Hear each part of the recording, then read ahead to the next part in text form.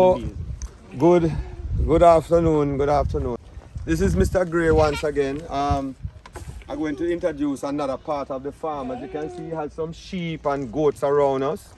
And this is your other partner that do this, the operation. Yes. The other person. The other person does the sheep and the goat and so forth. So we have sheep and goat to keep the property clean and produce meat and so forth. And you know, sheep do very well with cleaning the land, especially when you have a poultry. You know, they do eggs here and pigs. There's a pig side to it and an egg part.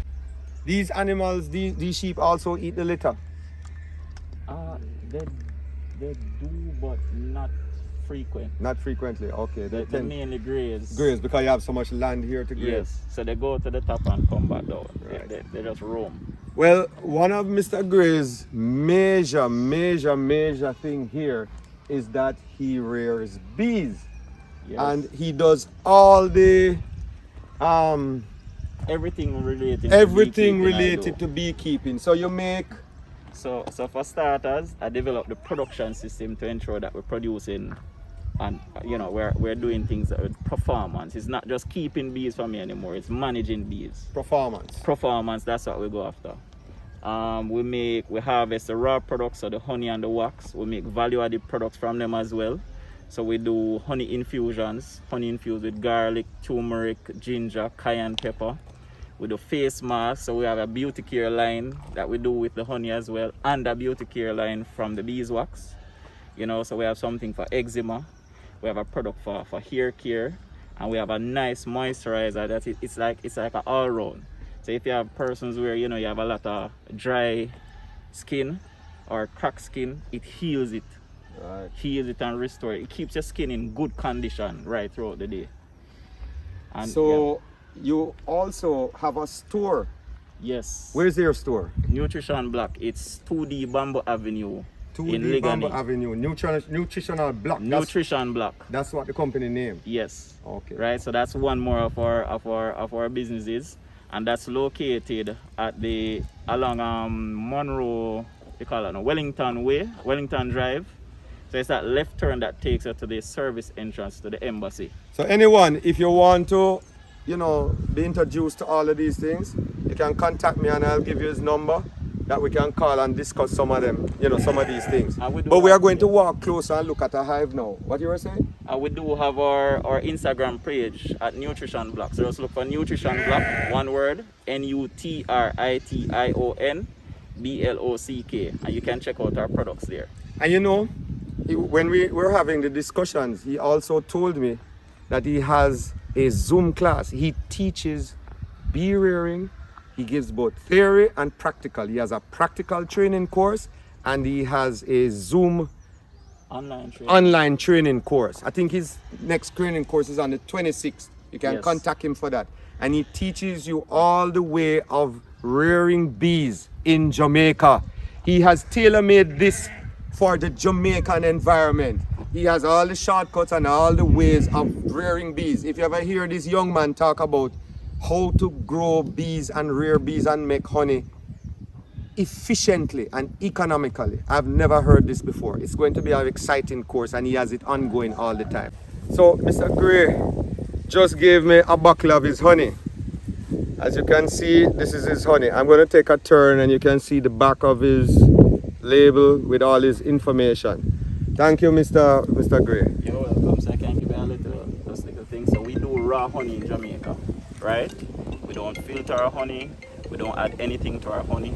Pure raw honey. And as you can see, we have our story on the product as well. And at the back of the product, we have our batch code.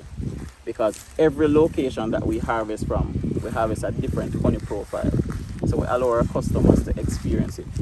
What do you mean by honey profile? No, you know, I don't really know much about honey and the profile, but I know it going to tell me about some places use logwood and apple tree and, you know, have different forages, but break it down for us. All right, so every location has a different set of flowering plants, and it depends on the time of the year that the plants are flowering and the time of the year that the bees harvest the nectar. That determines the honey profile. So like here right now, logwood started to blossom, the coconuts are blossoming. when those different nectar mix together, it creates a unique blend, a unique honey profile. Later in the year, you'll have the tamarind, we have our mangoes, apple, guinea, different plants that blossom, and it creates a different profile. So when you taste each batch from us, you get a different experience, and the nutritional value also varies based on what the bees got their nectar from. So what the bees eat makes a difference in the taste and the nutritional value of this honey. Yes. So let us go, can we go close to the hive over there? Yes, we can. All right, so we're going to actually look at a hive, and he's going to talk a little bit about the hive. I must tell you, public, I'm very interested in this bees thing, you know. I've always been interested because I just love to see how the bees go to work and produce this very valuable product. And the demand for honey, you can hardly get honey to buy in Jamaica now. I mean, worldwide, honey is in short supply. Honey and good Mommy, quality honey. we found some Good quality Chinese honey over is in short there. supply. Over there. And that's how we produce the real stuff. So let us take a look at these hives. You lead the way, Mr. Gray. Alright, so going to a little forested area. Actually, I'm just coming back on the farm, so we have some early season work to be done. Here, what we do, we've actually incorporated some metal stands to help us in our pest management, because we've been having an issue with duck ants. So we use metal stands to help to control that. Ants? Duck ants, yes. Oh. And duck ants, what duck ants does is it eats out the lumber that we use to make the it eats out the lumber that we use to make our boxes. And there's also the issue of red ants that kills our bees. So you have parasites problems with bees. Yes. And we can call them internal parasite and external parasite. Yes, we have pest problems. So this is part of our pest management program.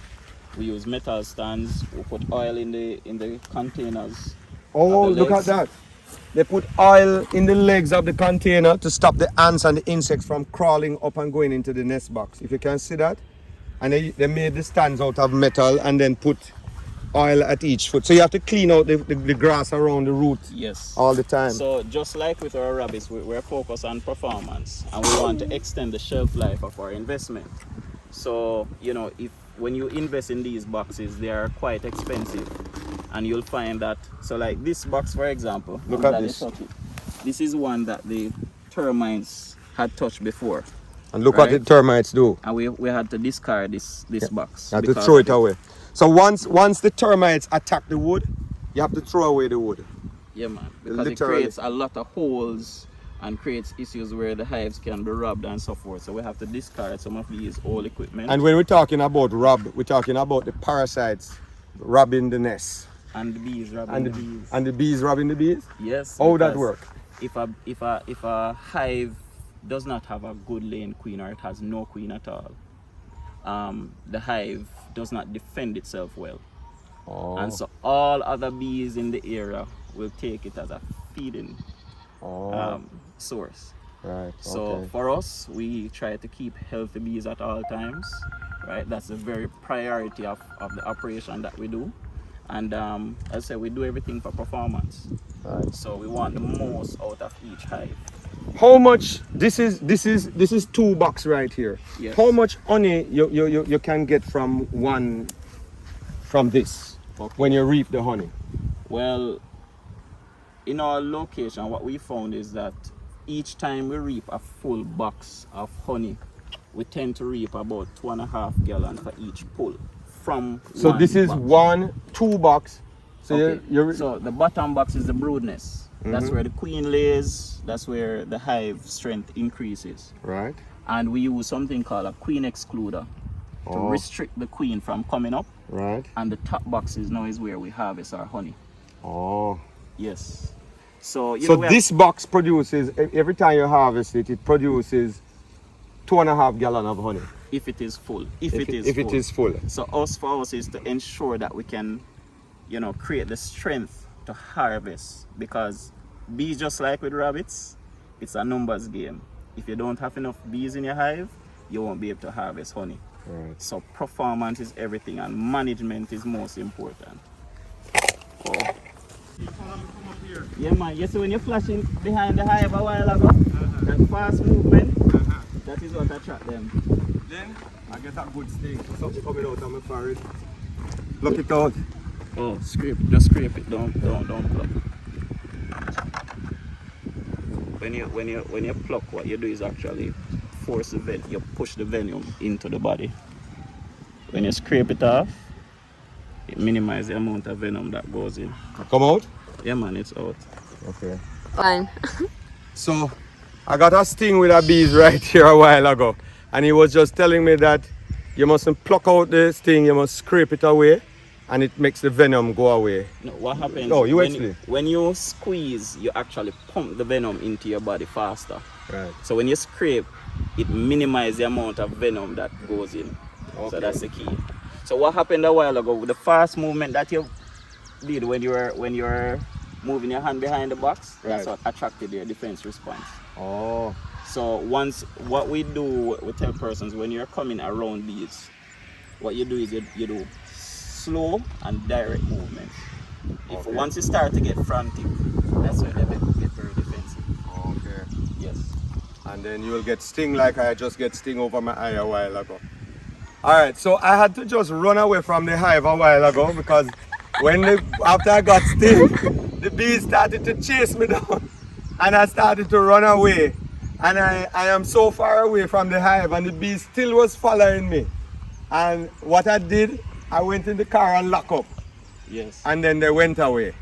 So the bees followed me a good distance. If you look where the bees hive are and where I am here now, and the bees follow me coming all the way over here.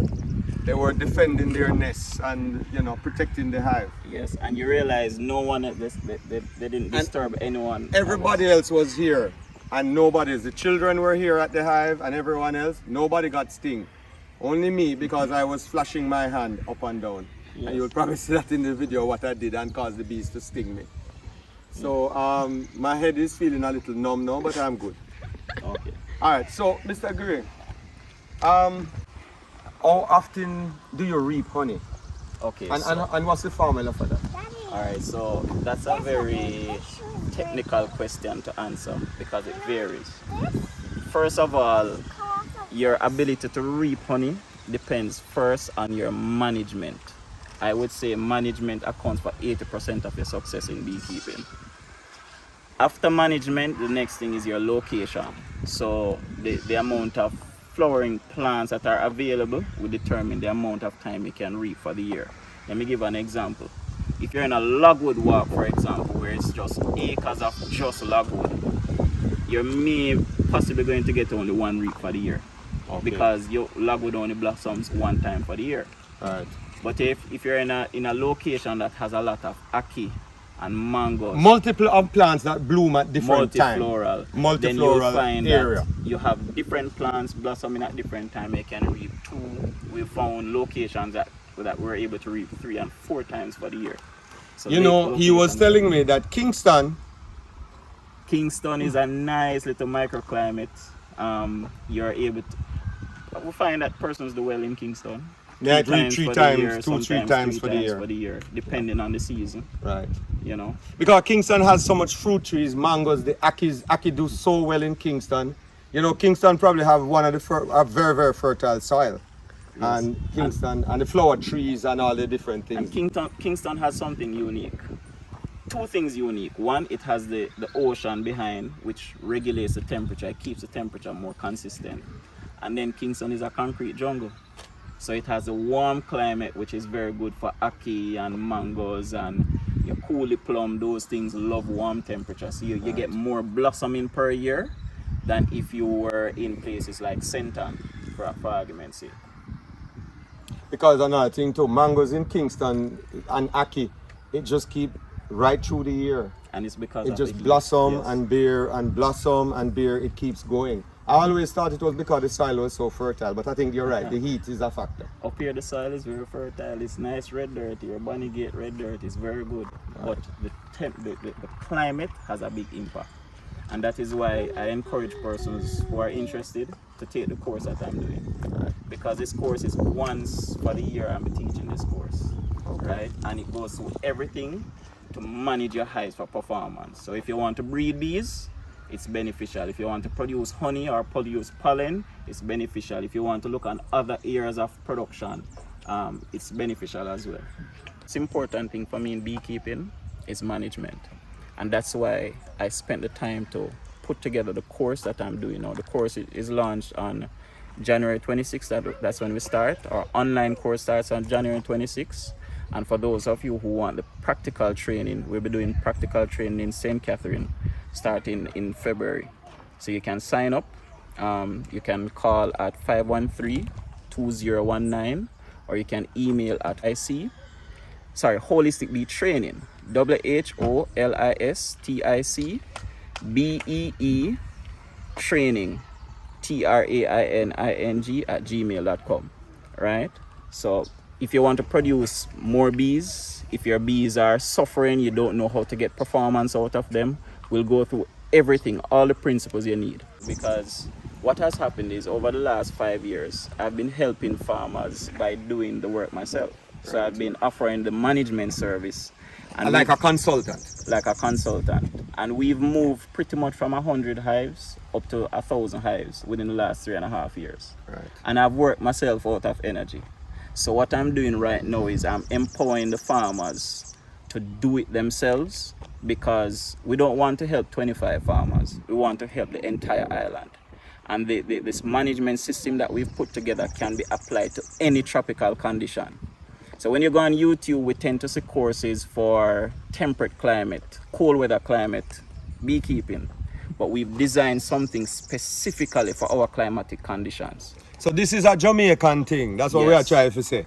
This is the Jamaican way of rearing bees. And he has developed this whole thing. This is his development of the bees industry over the past since 2014? Since 2014. Yes. He have worked on it scientifically, and he has come up with his own way of rearing bees in Jamaica. And guess what? He tells me that his way of rearing bees is the best in the island. That's what he tells me. He says everything else that he has seen, right, can't compare to your methodology. Am I correct? That's modest. That's modest. But what I do know, yes. You know, there are persons who are doing it, but I'm not sure if they're sharing their secrets. Okay. But what I do know is all of the farmers that we've been able to impact, we've been able to triple their acre size, right, and double their production within 18 months. Good. And we've been seeing that consistent growth year over year. So I can't tell for what everybody else is doing, but I know what I do. And what you have been seeing, and you have seen the results. Yes. And we are here, young people, not me, but young people here. We want to empower you with modern technology and simplicity to grow stronger. Agree? Boy, you know, it sounds like an exciting thing to learn, and I always like to learn these things. So, you know, it might be something that I might have to come and talk to you about. Yes. Thank you so much for, you know, this bees thing. This is a little off my small ruminants thing, but, you know, the bees pollinate the plants, and the bees help things to grow all around us. It's still a part of the small ruminant sector, because they help, you know, pollinate a lot of these plants that the goats eat. Yes. And the fruits that bear on the trees, and you know, the energy that comes from the fruits, you know, and you know, the mangoes, everything, the bees pollinate it. It's one of those insects that the world cannot do without. No. Because it's it creates food. That's it. You know, it is such an interesting, you know, part of this whole life cycle, you know, this holistic approach of life and all of that. So thank you so much, and you know, really, really good. Everyone, please continue to subscribe to my channel. Love bringing these contents to you. We are, you know, we are traveling all over and trying to learn and grow, and you know, help farmers to grow strong along the way. Thank you, Mr. Gray. Thank you very much for having us. All right.